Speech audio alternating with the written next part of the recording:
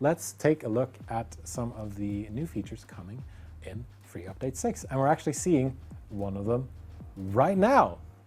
This is the new, I thought this was a good place to start. And, you know, people can see some of the new stuff in the background as well. This is the new cinematic camera mode. The cinematic camera mode is for the new, is a new feature in the capture mode.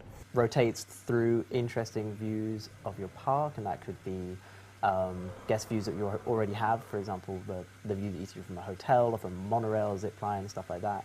And then there's a few new ones as well. So we move the camera over paths, for example. It follows over the guest paths to create like really nice flyovers.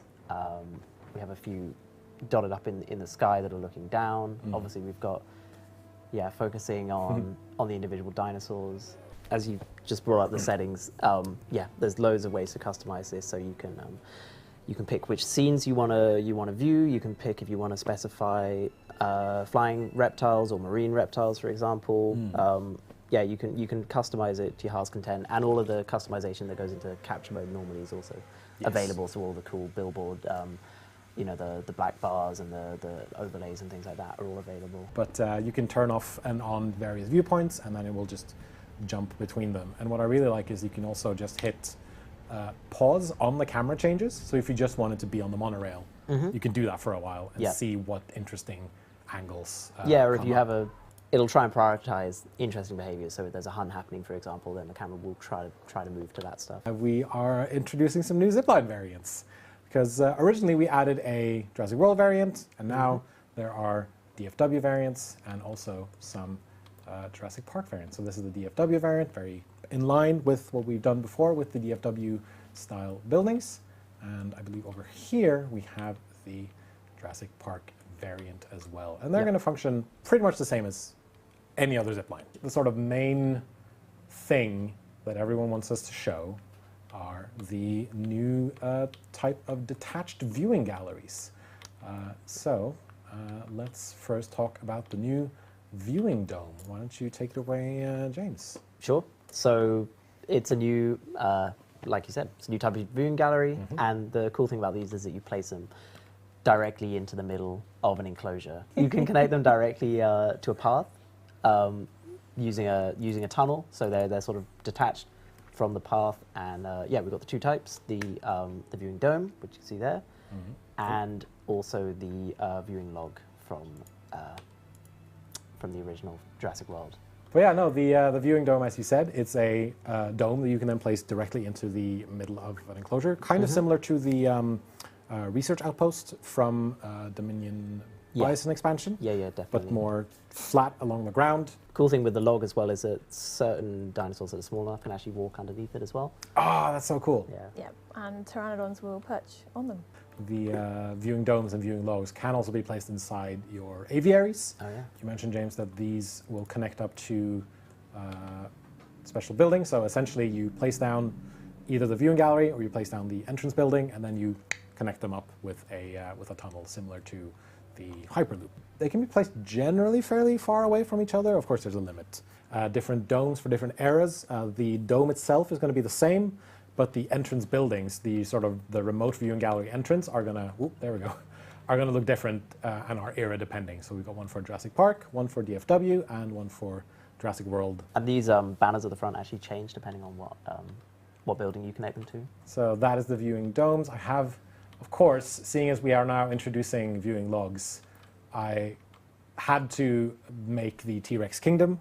Yeah. And so this is my 3 T-Rex enclosure right here with the log viewing gallery in the center. And much like with the other viewing galleries, you can switch between the different viewpoints. So yeah, like James said, I have a lot of buildable space. So one of the things we announced for this update was something we called it square levels, which unfortunately I think confused some people, so apologies. What we mean by square levels is square maps. And what we mean by that is we mean square versions of the maps that we have. And I am on one of those square versions right now. This is the furthest I've been able to zoom out on this particular map here. And just to show you how big this thing is, this is a corner of the map. And then we continue, and we continue, And we continue. And that is the size of the square tropical map. And there's one for every biome as well. Yes. So in total, I think there's 9 new square maps. There's one for each environment. And then there's one based on San Diego, one of the other America ones, and I think on Malta as well. Yeah, and the Biosyn Valley. Yes, Biosyn Valley. Yes. And then we've got the sort of temperate. Temperate has 2. It's got the autumnal trees, and it's got the summer version as well. So we've got two separate versions for that as well. Yeah. Let's talk a bit about some quality of life update and some sandbox modes. I think we can jump back into the game and see what we've got going on. We've already talked about the square levels, big old square levels. So we've got 6 new square maps, coming in sandbox mode based on the different biome types, as well as 3 expanded square maps based on Southwest USA, San Diego, and California, according to my notes. Let's head on over to the sandbox settings. And first, there is one thing that I know the community has asked for a while, and that is unlimited feeders.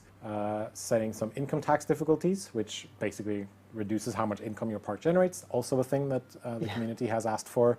Can you also tell me about the wild capture frequency, how this works? Yeah, so it's just wild capture is when dinosaurs appear in the expedition map. They're sort of wild dinosaurs that you can send out an expedition to take back to your park. So different from incubations. Yep. It's a sort of, there's an emergency somewhere in the world and you're sending out a team to go rescue this dinosaur. And so, yeah, now you can choose to set the frequency of that. If you want to really focus on that for your park, then you get all these mystery dinosaurs showing up. Trees.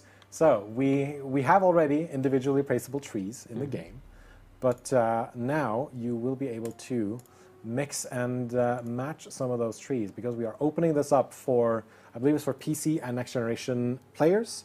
You'll be able to take all of these placeable trees and these placeable planters and use them across the board for all the different environments. So right now I'm in the tropical environment, but I have access to the tropical trees, obviously, alpine trees, desert, Mediterranean, taiga, temperate, and temperate autumn. Looked at some of our smaller dinosaurs, so things like the Chongqingosaurus and the Huayangosaurus.